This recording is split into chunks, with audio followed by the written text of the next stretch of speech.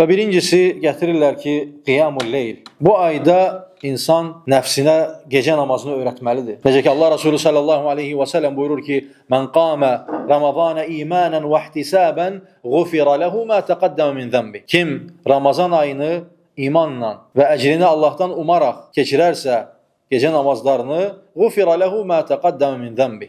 Yəni keçmiş günahları bağışlanar. Hədis Buxaridə gəlir. Sonra Əbu Zər radiyallahu anhudan rivayet olunan hədisdə Allah Resulü sallallahu aleyhi və səlləm buyurur ki, "İnnər-racule izâ qâme ma'al imâmi hattâ yansarif, kutibe lehu qiyamul leyl."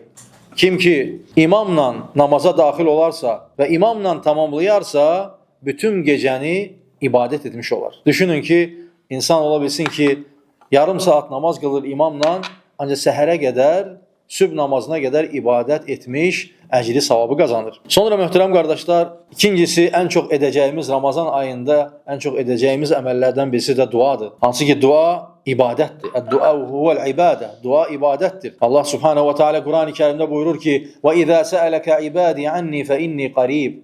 Ucibu da'vatad-da'i izâ da'an." Qullarım məni səndən soruşsalar, mən yaxınam. Ucibu da'vatad-da'i. Məndən istəyəni eşidirəm, ona cavab verirəm. Və Ramazan ayı da gözəl aydır ki, oruç tutarkən və ibadətlərimizdə dualarımızı artıraq. Çünki duasız mömini təsəvvür etmək mümkün deyil, möhtərəm qardaşlar.